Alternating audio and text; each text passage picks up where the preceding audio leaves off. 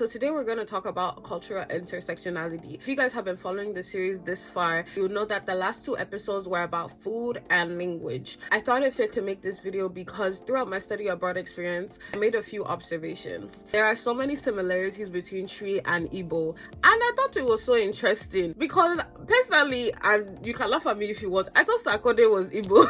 I actually just found out that he was not Nigerian and I was not rapping in Igbo. So finding that out and then going on my study abroad experience, I started to really hear the similarities between Tree and Igbo. And not only hear it, but also in the meaning. I was talking to a few friends one day and I was like, Osim, like, I forgot what I said, but I just said Osim and they were like, you know Tree already. And I was like, no, that's Igbo. I want to know what that similarity is because there's also those kind of similarities between Ga and Yoruba. While in Ghana, I actually learned why that similarity is there, and it's because Ga people came from Ile-Ife. I noticed that their language sounded similar to Yoruba because of Loma. You guys should listen to that. Okay, let me stop. Anyways, I think that's so interesting how major tribes in Nigeria and major tribes in Ghana have those similarities. I really want to explore that more. The point where like one of my friends was like, teach me Ga, and I was like, I'm a Zimo Ga. I didn't know Ga.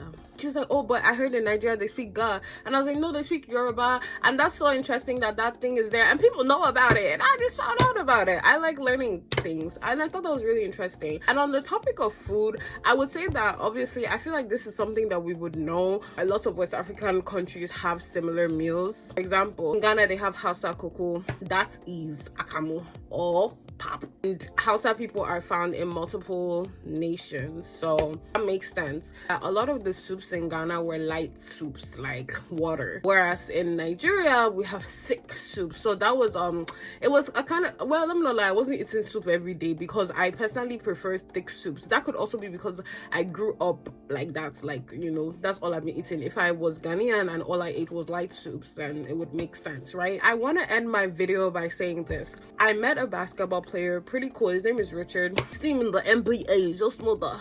You know, he's Nigerian, but he plays for a Ghanaian team. We were all discussing at an event that I'll post a vlog about later. We were all talking and chatting and sitting down, and it came to the discussion of like Ghanaian food versus Nigerian food. As the discussion, it always end up there. Anyways, we got to this point of the discussion, and then Richard said something that was really profound. You can't really compare Nigerian food and Ghanaian food because Nigeria is just so much bigger than Ghana, and that is true. So even if I came here and I was like, Ghanaian food is not my favorite, mind you, I was only in Accra and I could have had like a lot of the popular foods, but like there's so many